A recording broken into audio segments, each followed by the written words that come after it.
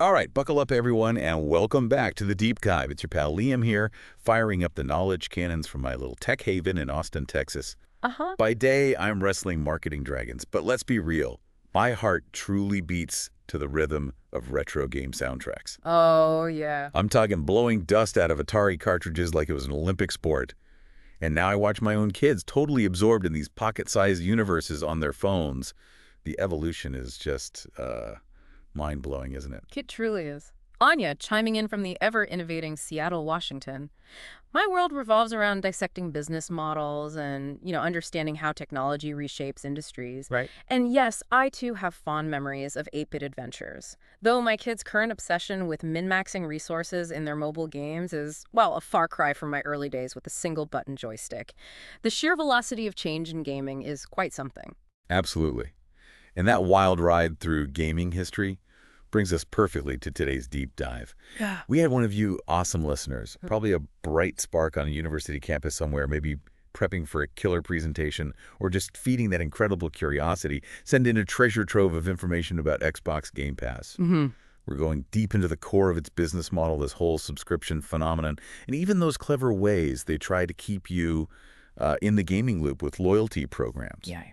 Think of this as your super condensed guide to understanding the digital entertainment landscape, especially if you're a university student trying to make sense of how we consume entertainment these days. Precisely. We've analyzed some truly insightful material focusing on how Xbox Game Pass is constantly, tweaking and transforming its business approach. This isn't just surface level stuff. We're talking about the strategic pivots and the data that drives them. The crucial insight here with these platform business models is the intentional decoupling of upfront cost from long-term revenue streams, a strategic move to build a loyal user base even at an initial loss. Exactly.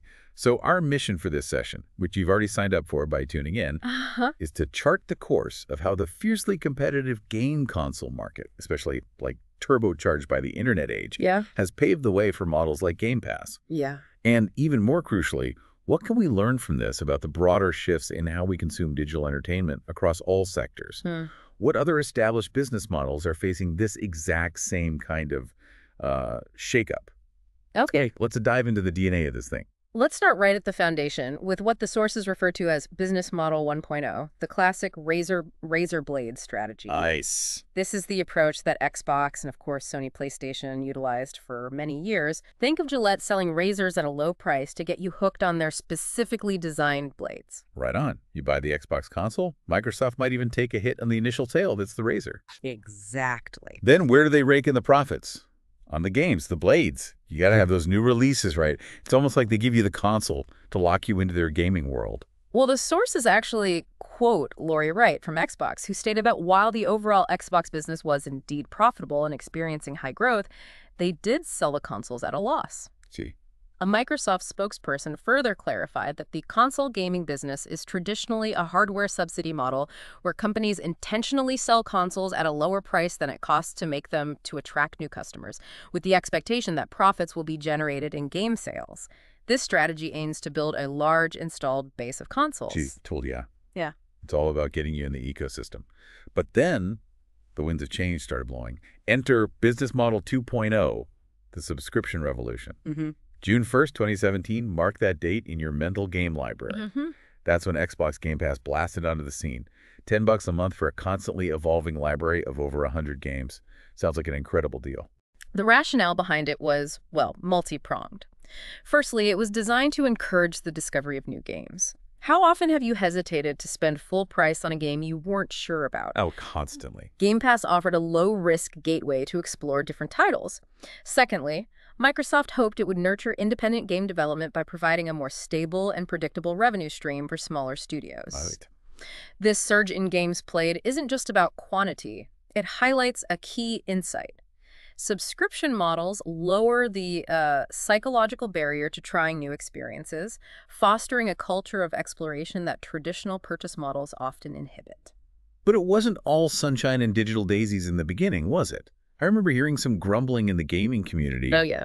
Game publishers weren't exactly doing cartwheels, and even some folks within Xbox were raising an eyebrow or two. Exactly. There was initial apprehension, largely stemming from the concern that a subscription model would undermine individual game sales. Yeah, Why would someone shell out $60 for a single game if they could potentially access it through Game Pass for, a fraction of the monthly fee? makes sense. There were also worries about the royalties that publishers would receive, potentially being significantly less than what they would earn from traditional retail sales. The article even quotes Ed Fries, a former Xbox bigwig, who drew a direct parallel to Spotify, saying Game Pass scares me because there's a somewhat analogous thing called Spotify that was created for the music business.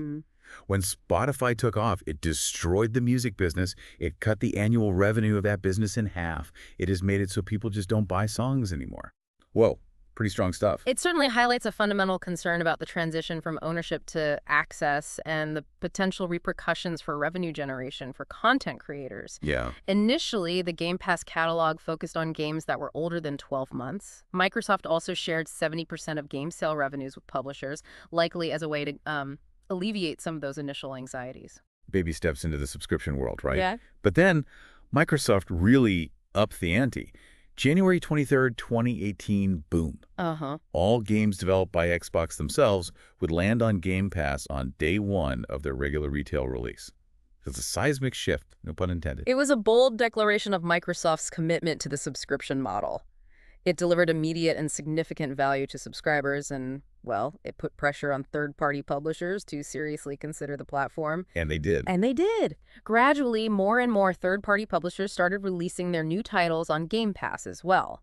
By December 2022, the game library had exploded to over 400 titles. Wow, and they didn't stop innovating there.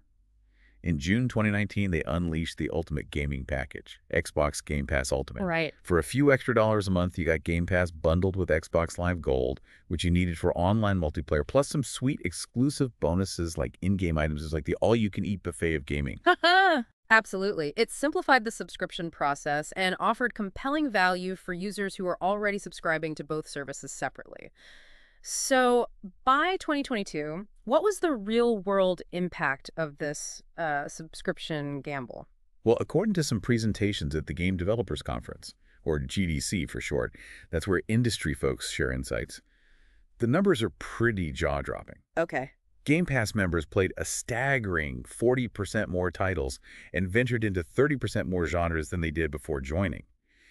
It really does seem to have unlocked a spirit of exploration. What's fascinating here is that it wasn't just about playing more games, it was also about spending more money. Yeah, really? Yeah, Game Pass members actually spent 50% more on games overall, and an astounding 2.8 times more on in-game purchases. That's where those cosmetic upgrades and special items come into play. So even though they're getting access to a massive library for a monthly fee, they're still reaching for their wallets. That's a pretty ingenious business strategy. It is. And it wasn't just Microsoft patting themselves on the back, right? The report highlights some serious wins for the game publishers, too. Indeed. Existing games that found their way onto Game Pass experienced an incredible 8.3 times increase in the number of players. Wow. 8.3 times. And for those independent games launching directly on Game Pass, a mind-blowing 15-fold increase in players.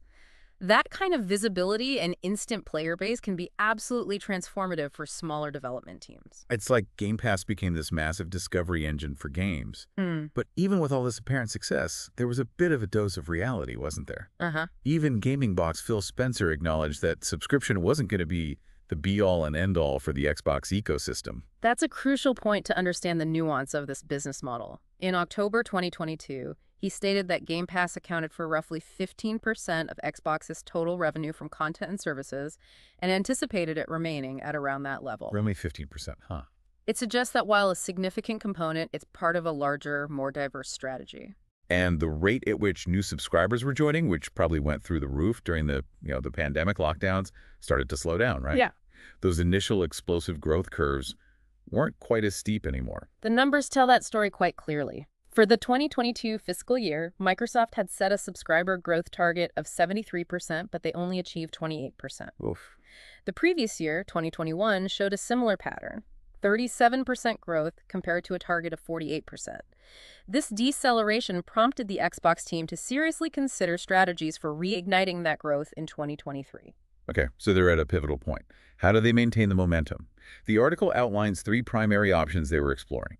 Let's kick off with option 1, optimizing the current subscription model. Right. First on the list, expanding to mobile platforms, Android and iOS. Makes perfect sense, right? So there are billions of potential gamers are hanging out. The sheer scale of the mobile gaming market is undeniable. In 2022, it boasted nearly 2 billion users, generating a whopping 50% of the total $184 billion in global game revenue. 50%. Just for mobile. Exactly. When you compare that to Xbox's approximately 100 million active users at the time, and it's important to note that active users includes everyone engaging with the Xbox ecosystem, not just Game Pass subscribers. Okay. It highlights the potential, but also the challenge of converting existing users. The potential for growth is enormous. Microsoft has a history of this embrace and extend strategy, successfully making popular software like Office accessible on competing platforms. It's like saying, hey, you're already glued to your phone playing games. Mhm. Why not unlock access to a massive library of console-quality titles through Game Pass while you're at it? But there are definitely some big hurdles to clear, aren't there? Oh, absolutely. It's not as simple as flipping a digital switch. Absolutely. Revenue sharing with tech giants Apple and Google is a significant one. They typically take a 30% cut of any revenue generated through their app store. 30%. It's a big slice. It is. For a subscription service like Game Pass, where profit margins can be tighter than traditional individual game sales, a 30% cut of recurring revenue represents a significant challenge to profitability and necessitates a very large subscriber base to be viable. Right. Then there are the technical limitations. Streaming high-fidelity games to mobile devices might not always provide the same seamless and responsive experience as playing natively on a dedicated Xbox console. Yeah, lag is the enemy. And perhaps most importantly, mobile gamers have historically shown a lower willingness to pay upfront for games compared to console gamers. The average revenue per mobile user was projected at $164 in 2023, considerably less than what console gamers typically spend. Those are some serious headwinds. So another key part of optimizing the current model was the idea of building a next-generation Xbox store that could potentially operate across all hardware platforms, including mobile. This seems to tie in very strategically with their massive acquisition of Activision Blizzard, right? Yeah. Think about all those iconic franchises, World of Warcraft, Call of Duty, Candy Crush, potentially all available under one unified digital storefront. The acquisition of Activision Blizzard has the potential to be a true game changer for the Xbox Store. It would bring an enormous catalog of incredibly popular and diverse titles to the platform, potentially making it a far more compelling destination for gamers across all devices, including those on mobile. However, the fundamental challenge remains: convincing mobile gamers to deviate from the deeply ingrained ecosystems of the Google Play Store and the iOS App Store.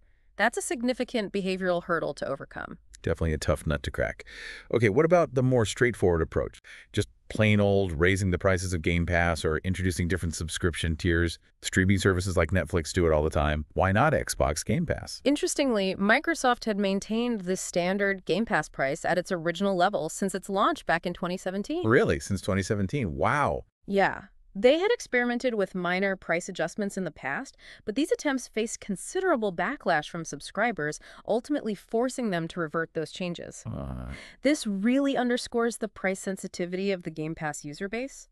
Exploring different subscription tiers, perhaps offering a more basic, lower-priced tier with fewer features, or a premium, higher-priced tier with more bells and whistles, is another potential avenue they could consider. And then there's Xbox All Access, that bundle deal where you get an Xbox console and a 24-month subscription to Game Pass Ultimate for a fixed monthly fee. Right, the bundle. They could potentially get more aggressive with the pricing of those bundles to attract new subscribers, right? That's certainly a possibility. It's a way to lower the initial financial barrier to entry into the Xbox ecosystem and lock in subscribers for a longer duration.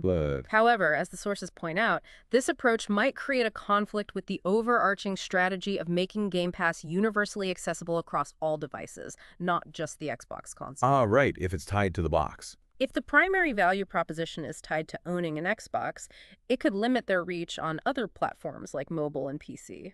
Okay, let's shift gears completely. Option 2. Yeah. A much more radical shakeup by moving to usage-based pricing. This sounds, well, complicated. Like paying for your games by the minute you play. It's rooted in the observation that gaming usage is incredibly unevenly distributed. A 2015 study highlighted in the sources identified distinct user segments. The vast majority are non-monetizers and minnows who spend very little to nothing. Okay.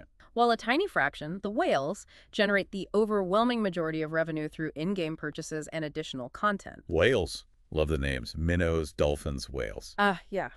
The current subscription model, with its flat monthly fee, doesn't effectively capture this significant disparity in usage. Whales essentially get unlimited access for the same price as someone who only plays a few hours a month.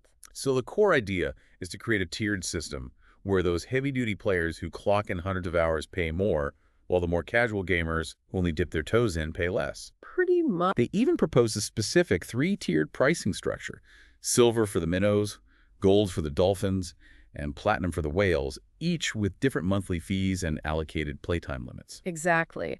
The consulting firm that proposed this model even projected potential growth in the minnow and dolphin segments due to the more affordable entry price of the silver tier. What? There's always a but. However, they also anticipated a significant backlash from some of the whales who are accustomed to the unlimited access offered by services like Netflix and Spotify.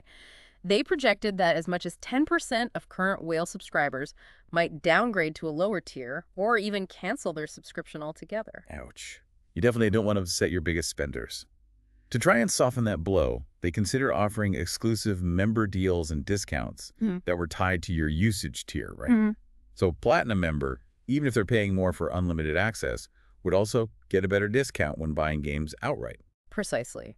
The thinking is that even if whales are facing a higher monthly fee for their unlimited access, they also receive more valuable perks, such as a 25% discount on individual game purchases compared to a 10% discount for gold members. Okay, try to balance it out. The Xbox team estimated that these tiered discounts could actually incentivize increased spending among both Gold and Platinum members and ultimately improve overall retention rates across all segments. So it's a delicate balancing act, trying to extract more value from the most engaged users while still keeping them satisfied and potentially attracting a wider base of more casual players with lower-priced options. Exactly. But the article does highlight some potential downsides and risks associated with this usage-based model, doesn't it? Absolutely. There's the significant risk of alienating those high-value whale subscribers who have become accustomed to the all-you-can-eat subscription model. Yeah, they might feel penalized for playing a lot. And then there's the potential for generating frustration and anger among minnow and dolphin subscribers if they inadvertently exceed their monthly playtime limits and incur unexpected overage charges. It could feel like a step backward to the old days of restrictive data plans. Yeah, nobody wants that surprise bill at the end of the month. Okay, let's move on to the third option they considered. Focusing on boosting profitability by keeping existing subscribers engaged for longer, increasing overall usage and retention through the implementation of a dedicated loyalty program. Right. This sounds a bit like how airlines reward their frequent flyers with miles and perks. That's precisely the analogy the sources draw. The primary goal here is to reduce churn. That's the rate at which subscribers decide to cancel their Game Pass subscription. Churn. Got it. Netflix, for example, had an average monthly churn rate of around 3.5% in the third quarter of 2022. Xbox Game Pass's estimated monthly churn rates were even higher, particularly among the minnow segment. A well-designed loyalty program aims to incentivize subscribers to stick around and remain engaged with the platform. And they proposed a program called Xbox Rewards, where subscribers could earn points for various activities. A chunk of points just for signing up, more points for every minute they actively play games, and even a significant bonus of anniversary points for each year they remain a subscriber. Points for playing? These accumulated points could then be redeemed for digital goods and content within the Xbox store. But there's a catch to prevent people from just signing up and cashing out, right? The points aren't immediately usable. Correct. The reward points would be vested for a period of 12 months after they are earned. Vested, okay. This means that if a subscriber decides to cancel their Game Pass subscription before that 12-month vesting period is up, they forfeit any unredeemed points they've accumulated. Sneaky. But smart. It's a clever mechanism designed to encourage long-term commitment and reduce short-term churn. So these points aren't immediately usable. Exactly. It's designed to encourage you to stick around for at least a year to fully benefit from the rewards, making it less appealing to just sign up, grab some points, and then cancel. So, the underlying idea is that you're less likely to cancel your subscription if you have a significant number of reward points that are about to become available for you to use. That's the theory. The Xbox team actually ran the numbers, and estimated that implementing this loyalty program could lead to a reduction in churn across all their different user segments. That would translate to more consistent and predictable revenue streams, even without directly increasing the monthly subscription price. Exactly. By increasing customer lifetime value, the total revenue generated from a single customer over the entire duration of their subscription, they can achieve greater profitability over the long term. Right. Of course, there's the cost associated with those redeemed reward points that needs to be factored in. Yeah, nothing's free.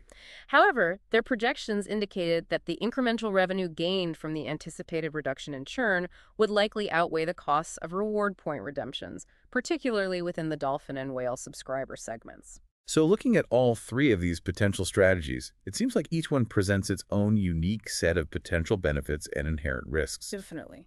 The article also delves into some broader discussion points, taking a deeper look at the initial internal resistance to the Game Pass concept and the fundamental differences in how we as consumers engage with and value games compared to other forms of digital media, like movies or music. Yes, the initial internal concerns about potentially cannibalizing traditional game sales and the external anxieties from publishers regarding the commoditization of games and revenue sharing arrangements were significant obstacles that had to be addressed. Right, the Spotify fear again. The COVID-19 pandemic, of course, provided a temporary surge in Game Pass growth as more people stayed home and sought entertainment.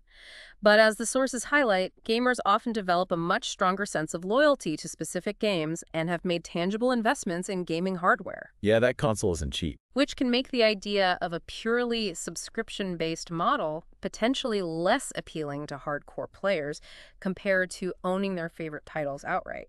Casual users, on the other hand, might not perceive sufficient value in a recurring monthly fee if their gaming habits are infrequent and sporadic. It's not like you typically rewatch the same movie hundreds of times, Yeah. but there are definitely gamers out there who will happily sink thousands of hours into a single beloved game for years. Exactly. That engagement model is just different. And the detailed financial evaluations of these different models, the usage-based pricing, the tiered discounts, the loyalty program, the teaching note accompanying the main article, provide some really fascinating insights into the projected increases in revenue. It's clear that Microsoft was conducting a very rigorous analysis to determine the most viable path forward.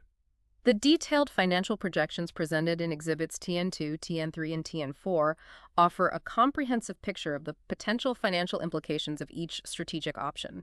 While the usage-based pricing model, especially when combined with tiered discounts, showed promise for significant overall revenue growth, the loyalty program emerged as a potentially less risky approach with considerable potential for boosting long-term profitability by prioritizing customer attention and reducing churn. Less disruption? Maybe. Potentially, yes. Less likely to cause that immediate backlash from the high-value users. And they also squarely address what might be considered the elephant in the digital living room, the critical need for Microsoft to think and operate beyond the confines of just the traditional console. Absolutely essential. The mobile gaming market is absolutely massive, PC gaming remains a significant force, and cloud gaming technologies are rapidly evolving.